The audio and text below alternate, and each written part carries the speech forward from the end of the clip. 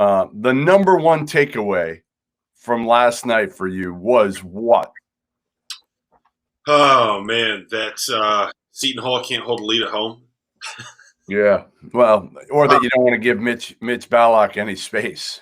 Wow, he was unbelievable. I think, Jeff, correct me if I'm wrong here. I think he is officially out of his slump.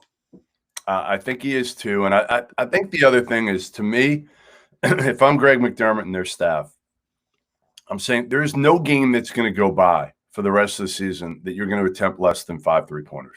Not one. Not one. I don't care. If you miss all 5, that's fine. We'll live with it. But that dude, when he gets going, and the thing that he did last night, I thought, because everybody's on him and they don't pay attention to him when he's not out there at the 3-point line, he can get easy baskets around the rim if he just moves to the basket. Mm-hmm. That's one thing he does well, is he does move without the ball. They got to get him the ball. I think Zegarowski looked healthier last night than I've seen him look probably all year. Moving better, hit a huge 3 at the end of the game. But yeah, was it more of an indication of that you don't trust Seton Hall, or that Creighton can just come back against anybody because that's what their offense dictates? Well, yeah, I mean, it's just they shoot the ball so well. They shot 17 for 35 from 3. Yeah. 17 for 30. If you're going to hit 17 threes against anybody on the planet, you're going to have a in that game. Right. And they were awful defensively in the first half. Yeah. The big thing with Seton Hall, and this really stuck out to me last night, especially with some of the possessions down the stretch, they just don't have their guard play is just not what it needs to be. Bryce Aiken isn't what he was at Harvard. He had a great first half last night, but he's not a guy you can just give the ball to and say, hey, take care of it. Take care of it. Go make a play. Don't turn it over. You saw it at the end of the game. His confidence still isn't there from a standpoint of running a team. It's there scoring the ball, and that's kind of what he was at Harvard. He was more of a ball-scoring guard, but he's not necessarily really a facilitator. He's a scorer. Yeah, it's Seton Hall's good, but the pieces just don't necessarily fit the way that you would want them to fit perfectly. Like, again, they don't have a go-to guy. Down the stretch, Creighton knows what they're going to do. They're going to put the ball in Zegarowski's hands. Yep. They're going to let him work, and then he's going to find somebody or he's going to make a shot himself. And Seton Hall doesn't really have that guy. You know, you want it to be man. Like Creighton's. It's very difficult to make like a big guy play that role, you know? So it kind of is what it is. You know me. I like Creighton. I like this team. I've stuck with them all year, and I'm going to stick with them. Now, their defense has to be better come NCAA tournament time. But ultimately, I just think they have weapons at every position offensively. Every guy can shoot it. Every guy can score. I think Kalkbrenner is going to get better and better here. And he showed it last night at times. He is a factor. He's something they didn't have last year. You don't have to use him all the time. But if you go up against a team where you need some length, some rim protection, you have it now. You did not have it a year ago.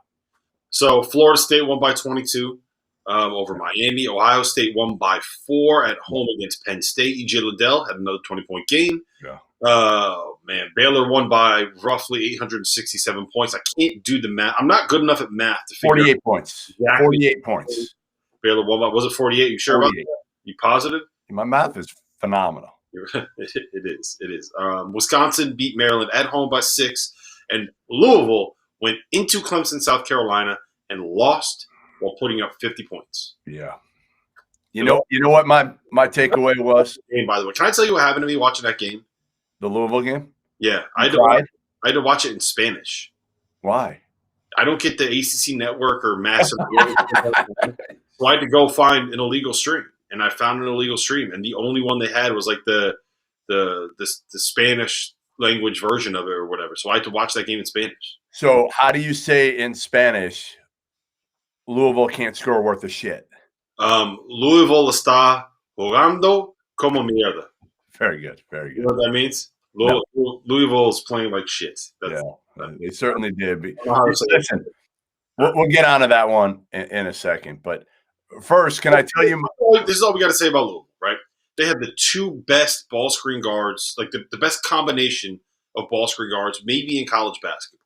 Well, maybe not, but like outside of Baylor and Gonzaga. Right.